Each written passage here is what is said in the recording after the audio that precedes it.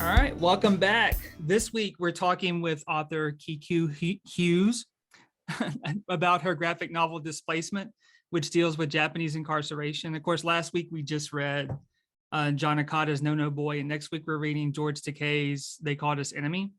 So thank you for being here and joining me today to talk about your excellent book. Thank you for having me. And I sent you a few questions, so let's just get going. I'm sure we're actually going to deviate from these a little bit, but my students just read No No Boy last week. It's my second time teaching it, and this time when I reread it, I liked it a lot more, which typically happens. But one of the things I was drawn to in the foreword to No No Boy, to the most recent edition, Ruth Ozeki writes that reading No No Boy reminded me that history, and in this case, a history I thought I knew, is so much more than just facts. And then as I reread Displacement, getting ready to teach it this semester, I kept thinking about the same thing, that history is more than facts. We know that there were 6 million Jews killed during the Holocaust, 11 million individuals killed, but we're reading Mouse later, and that's dealing with Vladek Spiegelman, right? With Art's father. Mm-hmm. And kind of my question is, why is it important for us to have more than just facts? Because Takei's deals with history and facts. And why is it important that we have more than just facts when we study and learn about history? Yeah, I think the main thing for me is that a lot of times we don't have facts, and our reliance purely on fact as the only path into the sort of an authentic historical record can be really limiting if a lot of those facts are completely erased, are never passed on through generations, if the facts are not documented, or those documents are destroyed or censored by a government. Who controls what we consider a fact is a big part of who controls history if we only rely on the facts. And big part of writing Displacement for me was navigating what I didn't know versus what I thought I knew versus what I was finding later, and sort of comparing what I had grown up hearing from family members who didn't have facts or sources or anything, but were just sharing their memories and their experiences, and sort of using that to dive into the broader factual base, or the broader historical record of Japanese American incarceration, and sort of seeing the areas in which those aligned and in which those differed, and the areas in which the emphasis aligned and differed was really interesting to me. So yeah. Can you talk a little bit about that? I'm kind of figuring out how to actually reference the character in the book too, because it is you. Yeah. So I may just confusing. say when you go back in time during Displacements, but one thing you said there in your character in the book that she mentions at multiple points when she's in the camp is she basically says, I know this history, but I don't know this history. I should be the one who's traveling back in time and knowing what's going to happen, but I have no clue what's going to happen. Yeah. And those are kind of powerful moments. And you kind of mentioned that here. You talked about what you didn't know, what you thought you knew, and what you found out later. Can you just mention one or two of those things that you kind of didn't know that you found out about, that you learned about during the process of writing it? Yeah, I mean, some of the biggest ones were these sort of moments of spontaneous protests or moments of small resistance that, I had grown up, my grandmother didn't talk about camp a lot and died before the redress movement, and was, where a lot of people started talking more about their experiences. So there was a lot that she never passed on. And I had sort of grown up with this narrative that was, taught in schools a lot of the time, this sort of monolithic experience of Japanese American incarceration, that everyone was, doing their best to be loyal Americans, and, just being this sort of model minority and being very, going with the rules.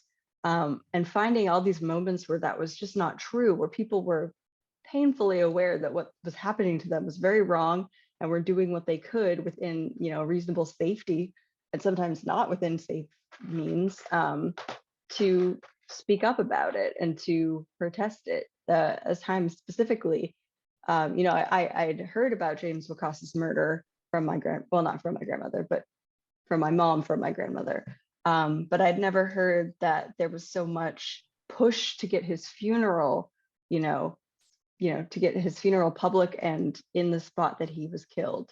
And the sort of after effects of that murder, and the real, community push against camp authority, was very inspiring. And I'd never heard about that. The work stoppages and all of that.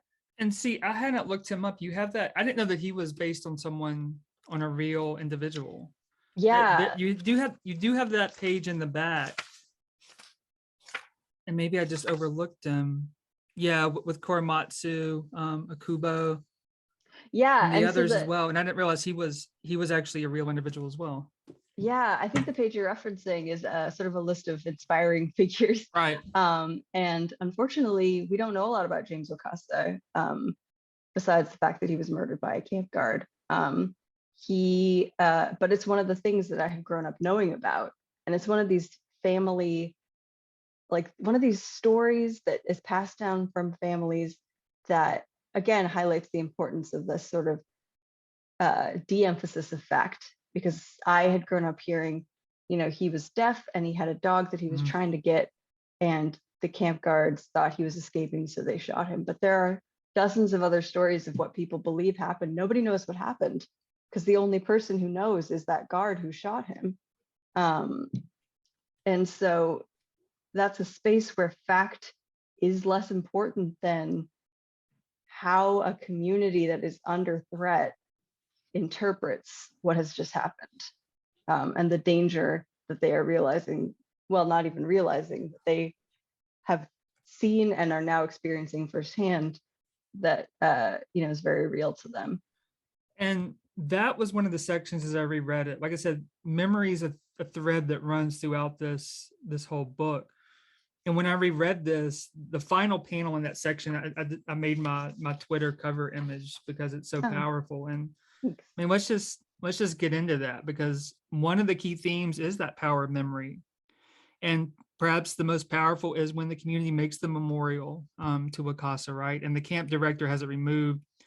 And that sequence, which closes chapter 7, there's a couple of things. I was just looking back over it, but the panel that really gets me is the landscapers, they're erecting the memorial next to a flower.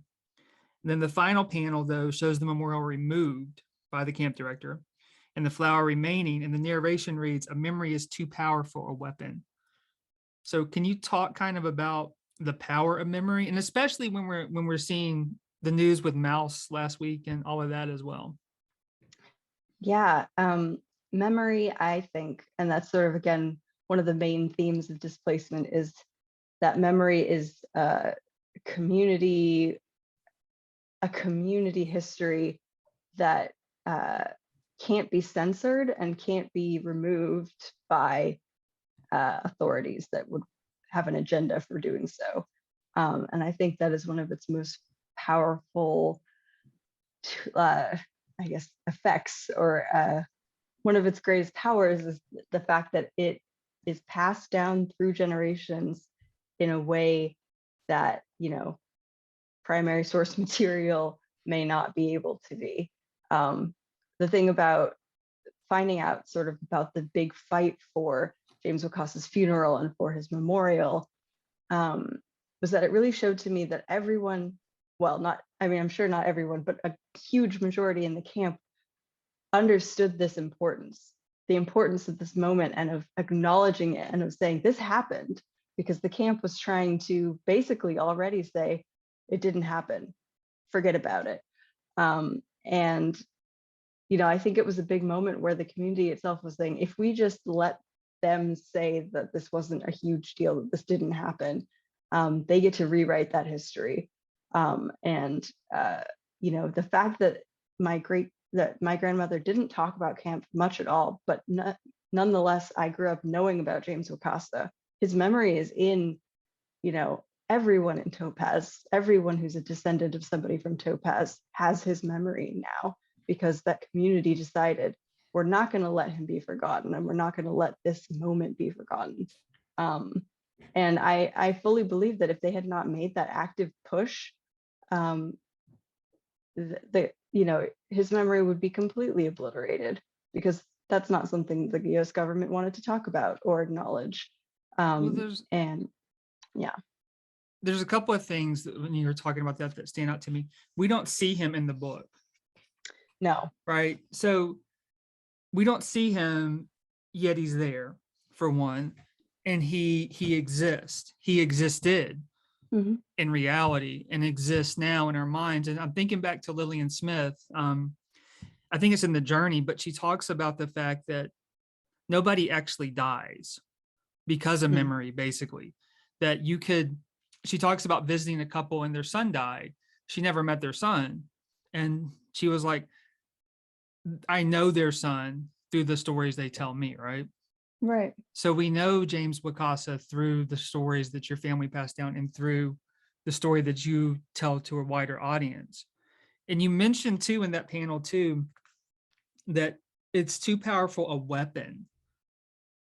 How is it a weapon? You've kind of touched on that, but how is it a weapon to counter these narratives too? And I think you've kind of touched on that a little bit, but that word weapon, I think, is really important. Yeah, and I think it's also about the perception that of threat that the U.S. government projected onto the entire Japanese American community. They had so many specific rules about what was considered innocuous for a white person, but dangerous in the hands of a Japanese American.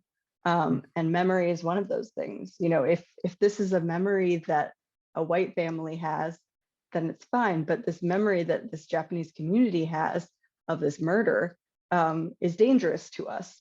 And I think that context is really important to highlight. A memory is a weapon when it is perceived as a threat by somebody who will be negatively affected by everyone remembering this thing. Oh yeah, but I think about the other way too. It could be used as a weapon to counter that. Yeah, exactly. Right? Yeah, and I think in that way, I think weapon may be even less appropriate than I don't know, like a healing tool in a certain way. But you have that too when you come back and talk to your mother. But I think weapon's appropriate there, because how do you fight the misinformation? You fight it with the factual, and this is factual. Yeah. I mean, for the fact that he existed, you fight it with the factual stories of what happened, right? Yeah, in that way. I think it for is a sure. really appropriate term or word choice, which leads me to the other question. I asked you this before we got started about Octavia Butler's Kindred kind of inspiring this a little bit. And we never know why she travels back in time. We think it's because of the trauma. It's these connections to the past and her family and everything as well, the main character. But why the term displacement? That's what opens this too, that you think about them as not time travel. I've taken to a different place too. Besides, time travel makes it sound like I have a choice in the matter, but I don't. And then you said every time it's happened, I'm taken by surprise and against my will. And then you come up with displaced. So why the term displacement? Yeah, it's definitely sort of a play on the displacing of a community, of being taken away from their home and everything. But I do think the reason that Kindred was so inspiring to me, and Octavia Butler's work in general, is that her ability to take a trope like time travel that you see a lot in sci-fi, and especially in the sort of mainstream sci-fi, a lot written by white men, and she takes that trope that's very familiar to you and reinterprets it in a way that is so much deeper and more meaningful. She did that also with sort of alien abduction and all sorts of like standard sci-fi tropes. And the fact that she's able to do that so new and with such a nuance and such interesting way of twisting it, I thought it was just so inspiring. And I think that her concept, and it's been done in several other books as well, of this sort of generational trauma being interpreted as, or sort of being communicated via time travel, or a character being put into another time. I think it helps to sort of I don't know, guide the reader into thinking about the connections between the past and the present. Yeah. And I think that's a key. That's actually where the next question is going to. When we think about the past, we think it's done and it's over. And however, what Displacement points out, as well as No No Boy with Ichiro and Mouse with Vladik and Art, is that trauma of the past remains both an individual and a generational level. And there's two things I want to point out. I was looking back over Wakasa's memorial and funeral, and there's one panel where you're looking at the funeral and you say, but their experiences, their traumas still shaped me in ways I was only just beginning to understand. The murder of James Wakasa had such an impact on my grandmother that 2 generations later, it was still haunting our family, our whole community. We were still mourning him. And then at the end, your mother tells you, I think sometimes a community's experience is so traumatic, it stays rooted in us even generations later. And the later generations continue to rediscover that experience since it's still shaping us in ways we might not realize. You kind of talked a little bit about the ways that the past continues to affect the present, but why is it important for us to recognize these connections, that what has happened in the past isn't over? We still see the effects of it in different ways. Yeah, I think one of the most obvious ways in which that's important is these sort of knee-jerk reactions to threats that a lot of politicians and pundits, et cetera, have in the moment. And the very real detrimental effects that their policy decisions in a knee-jerk move have on, condemning generations and generations to this trauma. And realizing with every event, every injustice in this country and throughout the world is not in the moment. It's rooted in a history, and it's also being projected into the future.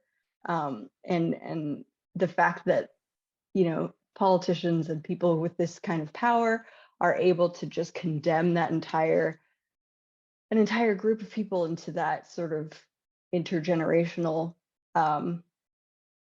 prison, basically, is infuriating without thinking about the lasting effects.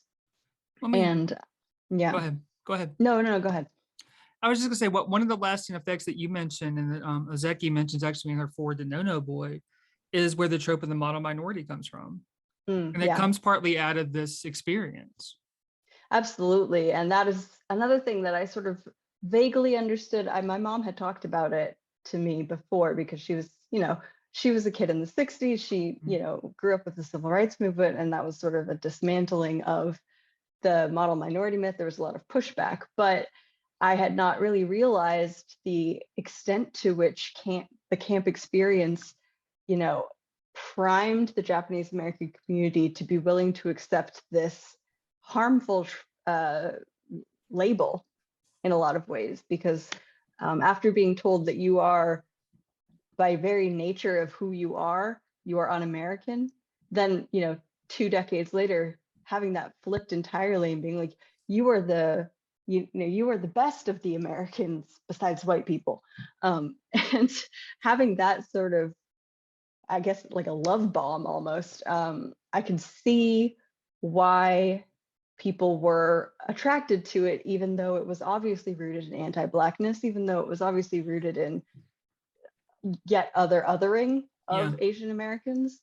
It's just, it's fascinating to me that it happened so quickly, and the ways in which specifically Japanese culture was vilified and then quickly exotified and commodified is something that I wish that I could have explored more in Displacement, because it's a huge topic, but it's fascinating to me. I mean, it's the same topic of respectability politics, African American, and then I even think back further to the Cherokee and the Creek, or any indigenous tribes, specifically the ones in the South and the Southeast, assimilating, working to assimilate and then still being kicked off their land, right?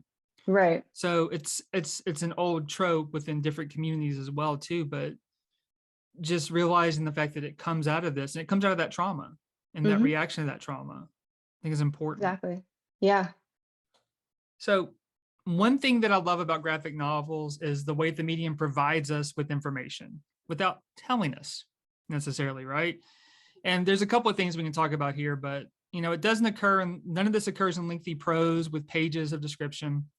It occurs in brief moments here and there, sometimes not even through the text. Early in Displacement, when you experience your first displacement, you walk down the street and past the Native Daughters of the Golden West building that has a sign on it reading, I'm just going to read what the sign says, "No Japs in our schools." And you look at it in anger, and you say that the sign shocked you the most during that first displacement. Then when you return to the present, you're driving with your mom home in a taxi and you drive by the Native Daughters of the Golden West building. We see it in the distance, don't read it, but we know what it is, right? So this moment's quick. It's just 2 panels where you have it, maybe 3 panels where you actually have the sign. Now, I didn't know anything about them until I did a Google search and looked at the information on the denshow.org site. Can you just speak some about them? And also, on the ways that sequential art allows for these types of moments and engage readers without overtly engaging them. And the other moment that I mentioned earlier is with Kiku, with you and May, right? And Hmm. their kind of relationship. And it's 2 totally different things, but those are still things that you don't explicitly touch on, but they're there Yeah, through I the do visual. love that about, comics and visual storytelling in general, is that you're able to sort of slip in extraneous details that are important, but not necessarily the main plot. Mhm. Um, but yeah, a brief diversion. The way that I organized Displacement as a whole was I started by thinking about what I did know based on what I was told as a kid. These like details and moments were really important as like tent poles for the story, I felt, because the story is essentially about what is passed down to us. And I think, you know, as little as I was told about camp, these big moments I thought were the ones that must be really impactful because they survived through generations of sort of silence. The James Okasa murder was one. The dust was a detail that came up again and again. And if you read any narrative of camp, most of them will mention how the dust was everywhere. And I grew up hearing that as well. The loyalty questionnaire was another. And then the the Sons of the Golden West, Daughters of the Golden West, I don't remember if I grew up hearing about, but Sons of the Golden West definitely was uh, yeah, they were mentioned by my grandmother to my mom enough that I grew up knowing that they were, a hateful organization, a white supremacist organization Yep. that was even decades before World War II really trying to keep California white. And Mhm. that was sort of their mission. And one thing that I really wish that I could have spent more time on, it's already a nearly 300-page book, but was, the ways in which the narrative around the narrative around Japanese Americans and Japanese immigrants in decades prior to World War II was priming everyone for this eventual, mass incarceration of Japanese Americans. It doesn't start with the bombing of Pearl Harbor. Right. It starts in the 1920s with the Sons of the Golden West saying, these Japs are taking your jobs and they're in your schools and they're corrupting your children, and all of the sort of vitriol that and othering that was done decades prior to World War II made it possible for the president to just say, let's kick them all out. And you talk about wanting to get into more detail there, but I think that's why I think your book pairs really well with Takei's They Call Us Enemy, because Takei's goes through not necessarily that lengthy history, but he goes through the comments that Earl Warren made. Earl Yeah. Warren, who became the Supreme Court justice who wrote the opinion in Brown v. Board, Yeah. is very anti-Japanese, anti-Asian, comments. DeWitt, I forgot DeWitt's name, but the comments he's making, the comments that Roosevelt's making, those are all in there, right? Mm-hmm. So you're getting that. And I had them read Ozawa versus United States, we'll talk about in a minute, that case, which denied Japanese Americans who were born here their citizenship and right to vote, right? Mm-hmm. And you kind of touch on that. You don't mention Ozawa in there, but you touch on the camp elections and being like, this is the first time they could exercise their right to vote. And Takei's father becomes one of the elected members of the camp in Arkansas, right? Mm-hmm. So I think that these are important things. And we're reading, we read Superman Smashes the Klan, Gene Llewellyn Yang's book, right? And he talks about the shift in the end. He doesn't go into as much detail either, but he talks about the shift from Chinese hate to Japanese hate, basically, kind of happening around that late 1930s, which we know it happens earlier, but that specific kind of switch within kind of mass media. Yeah, the sort of target on the back. And, it's amazing to see signs from that time of other Asian Americans saying, we're not Japanese, don't worry. Yeah, and there's even the discussion in No No Boy about some of the people passing off as Chinese. Right, yeah. Right? And I think they're not reading Su Sin Far's book, or Su Sin Far's letters from the Mineral Portfolio of a Eurasian. I typically have students read that. But even in there, she talks about passing a little bit too. And of course, her mother was Chinese and her dad was British. So what about the other thing with you and May as well? Because you see the holding hands, you see them dancing together, you do see the kiss, but there's no words, there's no exploration, but it's there in the visuals that you know that there's a connection. Yeah, and that, again, like we were talking about a little bit before this, that's one of the things that I've gotten pushback on. And even from my editor, they said, I don't know if this is historically accurate, which is kind of funny. But well, you also have, don't you also have two guys dancing together too, both in suits? I do, yeah. And I was able to actually dig up some old photos from the 1930s, 40s of white people dancing because they were allowed to have cameras, but same-sex couples dancing. But also, it was important for me to include that for several reasons. First, that I'm a lesbian, so I want, and I know for a fact that we've always been here throughout history. People have had various queer identities and have found ways to find love, even in situations like this. But also, the sort of, I don't know, the erasure of those identities, specifically in a highly documented, highly, a police state like camp, is, I think, one of the, side tragedies of this whole thing. There's a story I read about in a great essay about searching for queer people in camp. And it's a Denshu essay, I believe. Yes, searching for LGBT stories in Japanese American history. You can share your screen if you have it pulled up. If you want. Oh, sure. Yeah, I'll do that. And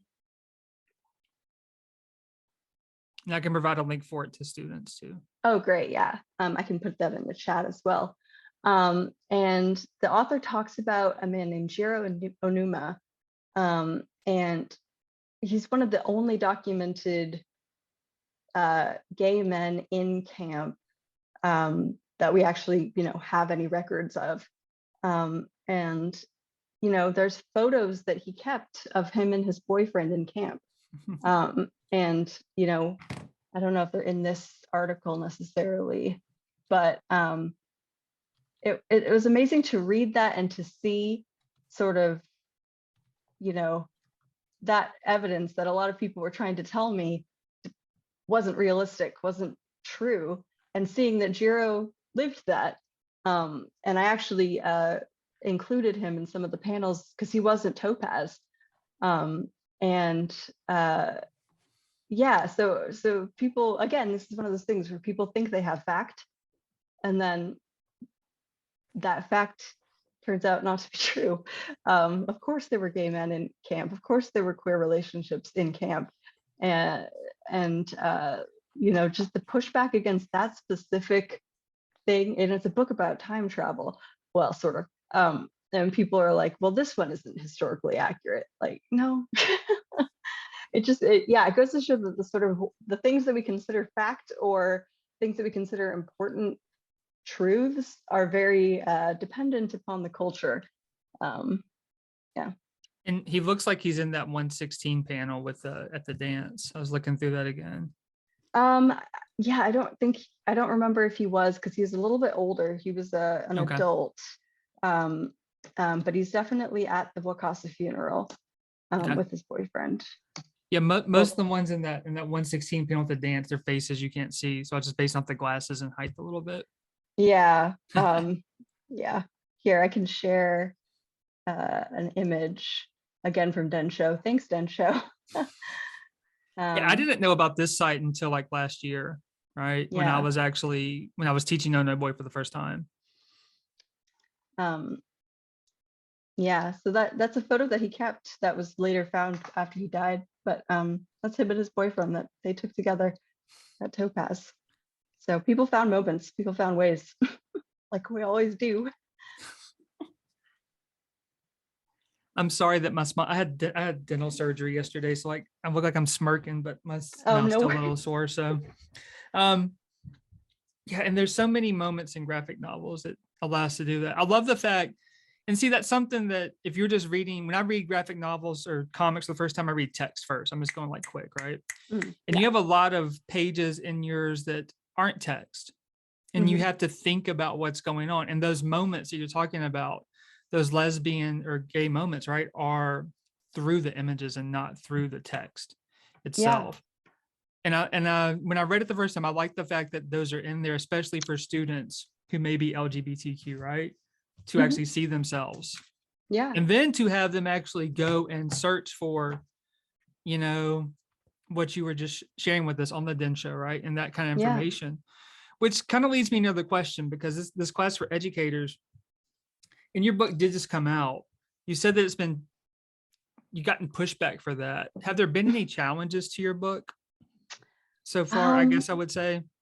I don't know if you there's been know, challenges to Takei's book. I would assume there would be. yeah, I don't Um, actually, I mean, I'm sure there are more than I know about. Some of the ones, I've seen a few comments about, the same-sex relationship. There's also some pushback about including Trump in the book very explicitly, from both the left and the right. I got a great 1-star, 0-star review about how this was propaganda. But I have also gotten, some comments from people who are more liberal saying, does this date the book, including Trump?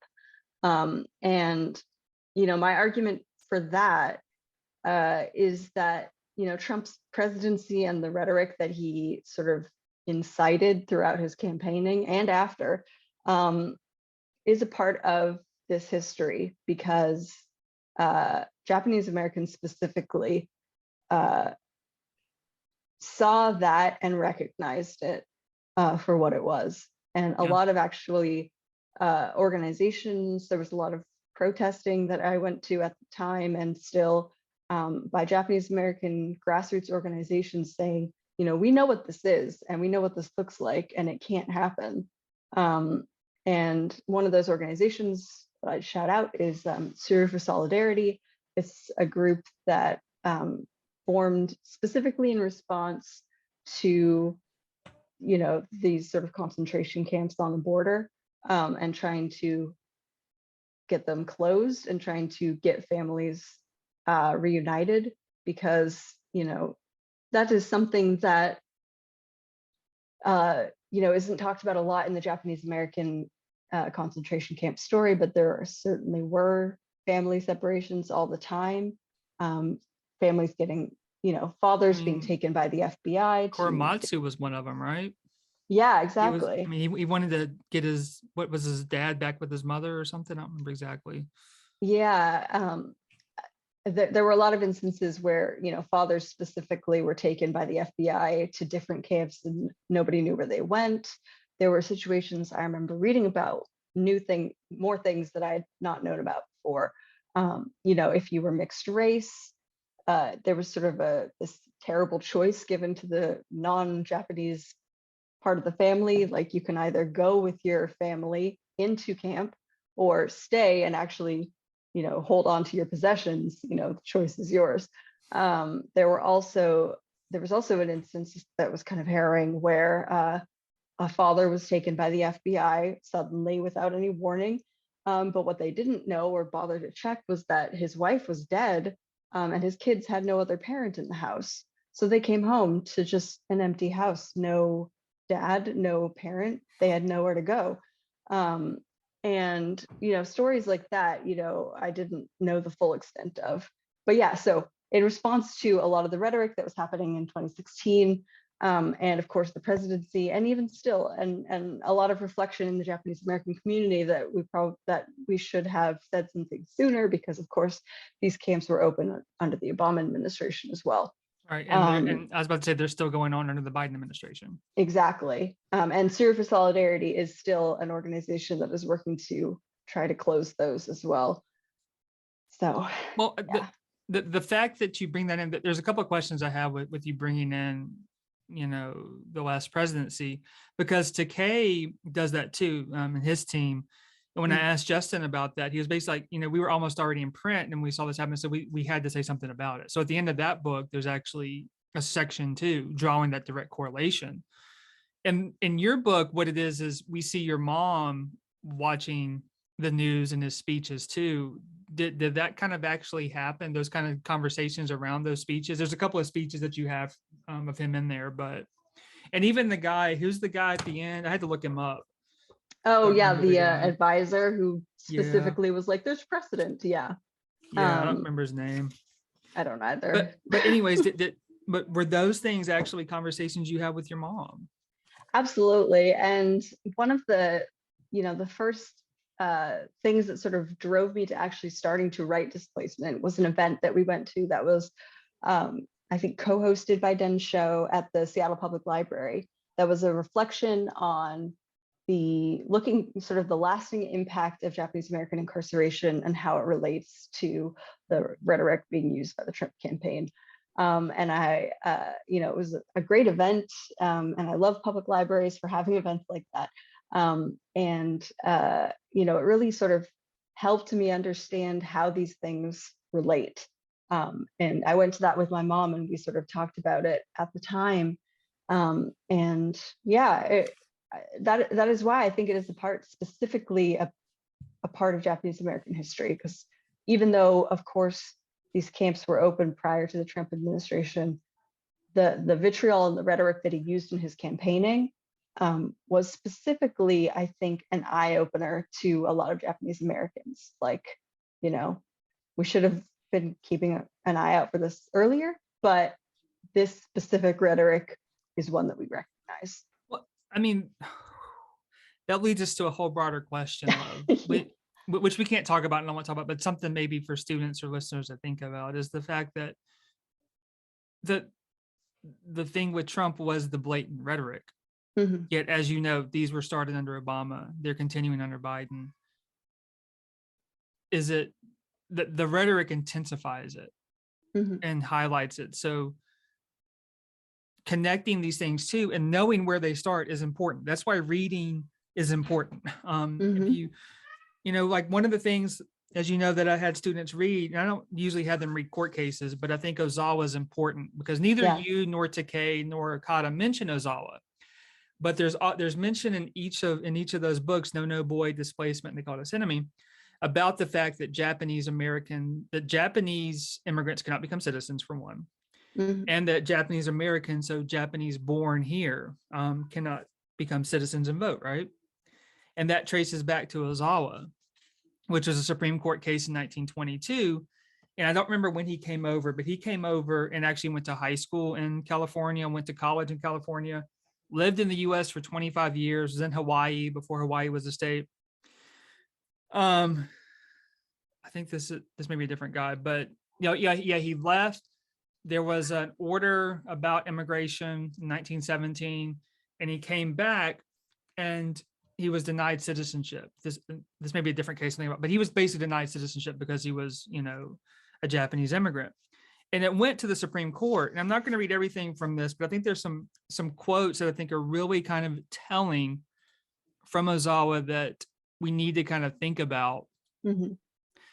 And even his defense is kind of, pretty Yeah. problematic because they're Yes. basically saying that, oh, he's Japanese and he's not Black. Right. So there is anti-Black racism in here. There is all this stuff, but I really kind of want to focus. There's a couple of quotes. Let me see real quick. Let me see. 188 is where we're going to. So this is actually the state. So the state's argument, or Ozawa says that the Japanese are assimilable. They can assimilate, right? Mhm. And the state says that they can't. And there's some really important things talking about the history and the way things go. This is the state's argument right here, or part of it, right? Let me see. It was European trade that was sought, this talking about the early days of the US, with George Washington looking to Europe instead of looking to Asia. It was European trade that was sought, and beyond doubt, European immigration, which was desired and expected. Citizenship has always been deemed a choice possession, and it is not to be presumed that our fathers regarded it lightly to be conferred promiscuously according to a catch-all classification. It could only be attained by those to whom it was given, and the men of 1790 gave it only to those whom they knew and regarded as worthy to share it with them, men of their own type, white men. And this comes from of course, the Naturalization Act, which says free white men can be citizens, right? And then, of course, the opinion, or let me give you one more thing. Talking about the ways that race is constructed. This is still the state. The Japanese has not and never has been regarded as white or of the race of white people. Now, the opinion, I think, is important because this is, of course, from the law of the land. This is what they say. This is their decision. And they side with the state and say that Ozawa cannot be a citizen, right? If you want to add anything while I'm going through, just jump in. I'm looking at my sheet while I'm right here too. Oh yeah, no, I'm just, reeling.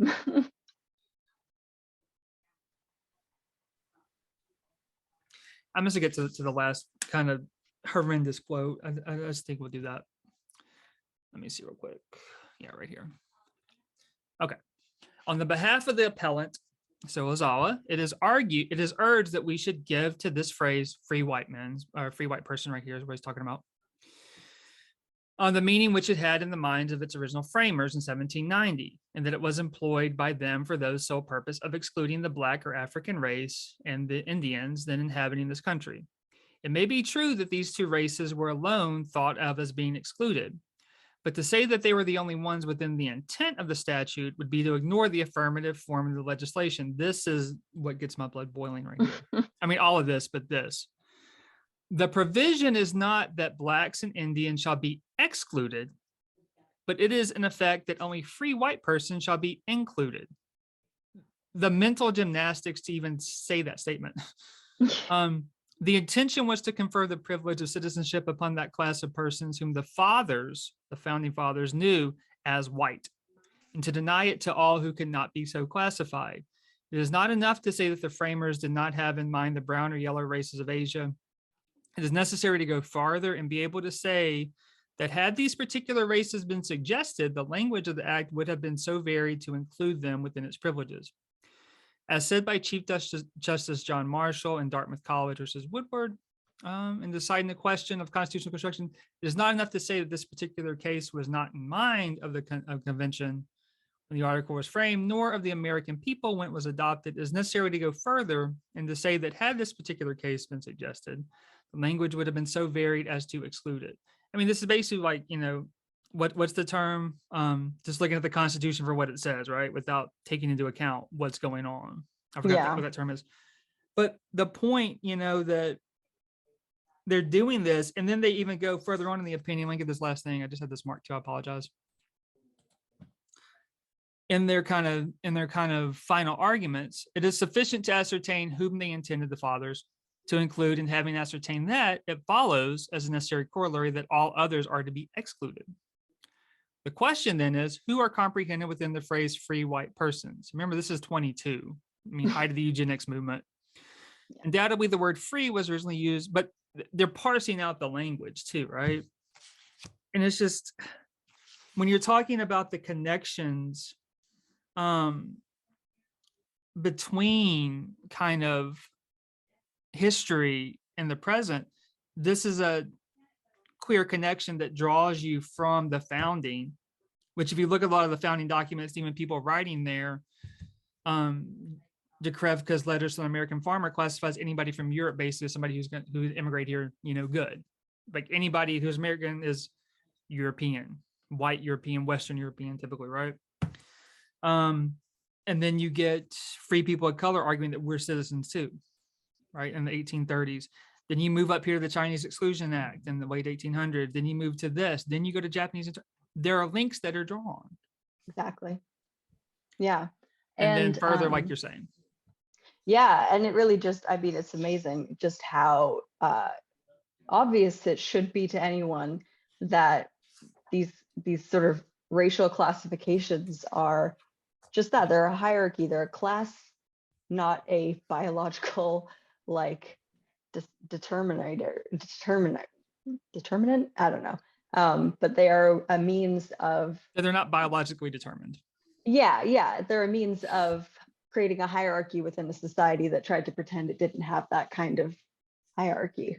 But, and I used to have students look at the Encyclopedia Britannica definition of Negro as they have it in the thing, and it's Thomas Jefferson's hierarchy basically. That white Europeans at the top, I think indigenous or maybe Asian second, and then maybe flipped, and then black, right?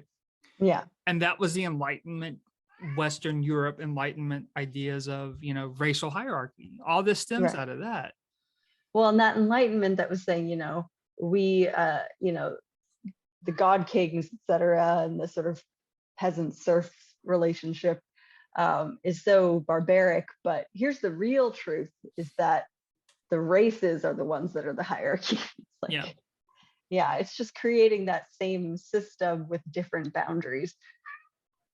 So, go ahead. Oh, no, go ahead.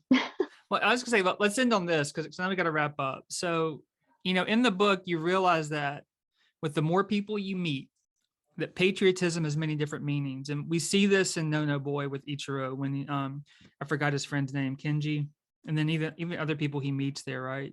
Ichiro doesn't serve, Kenji does, and in Decays they call it his enemy.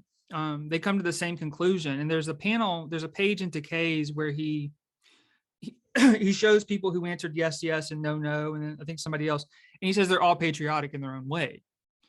Right. And can you talk some, and you have two characters, I forget their names, but you have two guys in there who one answers yes, one answers no.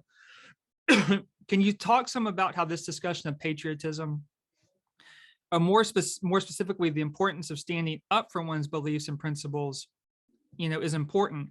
And I talked with Ben Railton last week about No Boy, and he I think he calls it patriotic citizenship, where you're not saying that you despise the nation, but you're standing up for your beliefs, right?